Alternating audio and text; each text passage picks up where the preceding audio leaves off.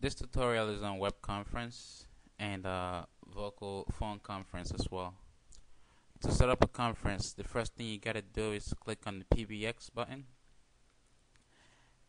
and then click on conferences on the left, and then you're gonna make a conference number. In this case, I'm gonna make conference number 12345, and I'm gonna name it test, and I'm not gonna use any pin for it because just like a voicemail, if you have a pin set, that means when somebody wants to call join the conference, they have to enter the pin number. These are the options right here. Once you hover, you can look at the text and you will explain better what each function is for. But I'm gonna go ahead and create a default conference number, which is 12345. And remember, you have to click on apply for it to become effective. At this point, after it's applied, a voice conference number is activated and is already ready to be used. There's no maximum number of people, so then with that you can set up a web conference if you needed to. And there's a couple conferences I already set for test purposes. I'm gonna delete them. Set up a new conference. You click on new conference. You make a name for it. If whether or not you want a pin, it's almost like the same thing, except you gotta do it twice. We're gonna use the same extension number 12345 that we set previously. You're gonna set a time for it. I just set it for now, and how duration we're gonna say is 4 hours, and the maximum number of people that you want in the conference, we're gonna use 10. I'm gonna be the conference owner. What the announcement is, whenever somebody joins the conference, it announces that the person is in or out, and record means it records everything that happens in the conference. This is where you enable the web interface. I'm gonna enable it for myself.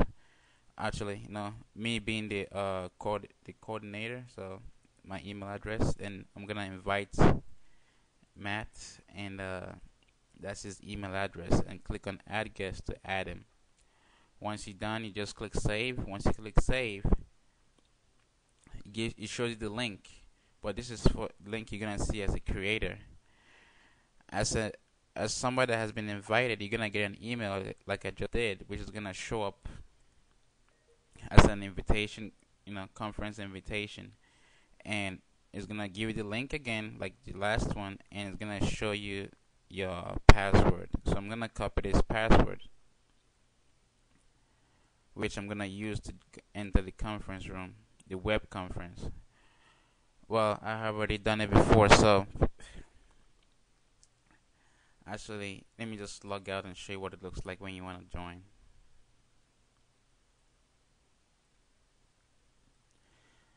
I'm gonna have to make it resend me this link because alright, it's gonna send me another email of new password, which you just did, and this is the new password here.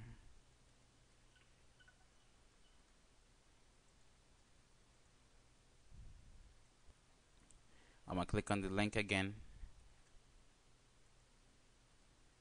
submit. Now this is what it's gonna look like once you get in. It tells you who is in, how many participants are expected, and whether or not they're here, yes or no. It gives you a chat interface. So while the vocal conference is going on, you have this. You can either have a presentation where I can upload only PDF and picture files. I haven't tested any other thing yet, just for the presentation. This way they can see the exact same thing you're seeing. So as I'm looking at it here, since I'm the owner of this conference, this is what they see. They cannot go further or backwards. Whereas, and depending on who is in here, you have a list of whoever is in this conference. You can pass off this document to whoever you want, like I just passed it off to Matt. Since I'm still the owner of this conference, I can always regain control. I can also add documents in here just for sharing purposes. When I'm done, I can also remove it if I feel like it. You can present pictures.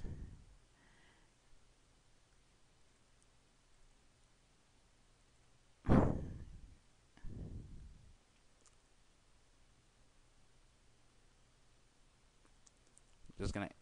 It takes a little while because he has to go ahead and go behind in the back end and try to convert this stuff around. And there goes the picture I just posted. And you can always switch through what you want to show to your customers or attendees. And I think that is it for the web conference. I'm gonna try and see if we can actually put in a PowerPoint presentation in here. I doubt it's gonna work.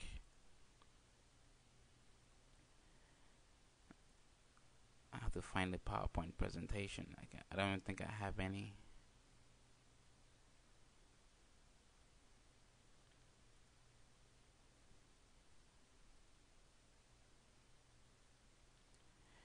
Oh boy.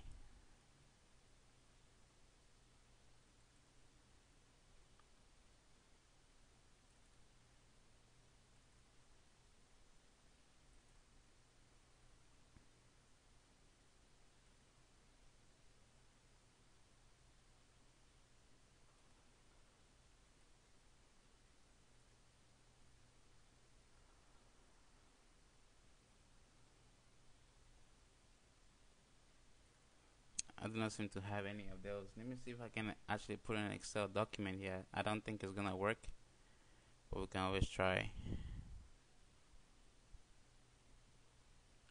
See, it can't convert it. It's not like a approved format. Let me check it on the Word document as well.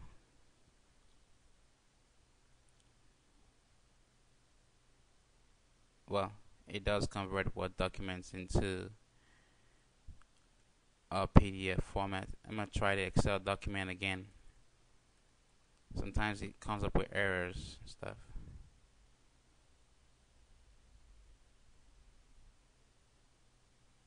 Yeah, and this failed. So those are the kind of documents you can upload into the web conference. And once the time expires for this web conference, the web conference becomes unavailable. And once there's more than there's 10 people in here, then nobody else can join because we set the maximum number of people to 10. And that's it for web conferences. When you're done, you can log out. Meanwhile, the voice conference is still going on.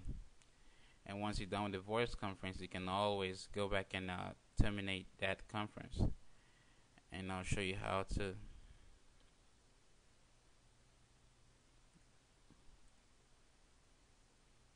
You go back to PBX, like I said before,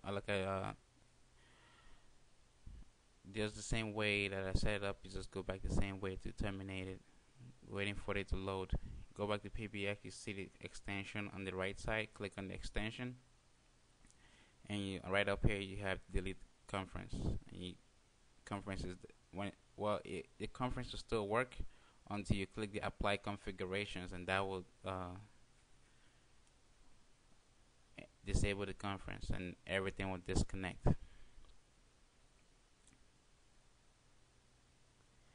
And that's it for setting up web conferences.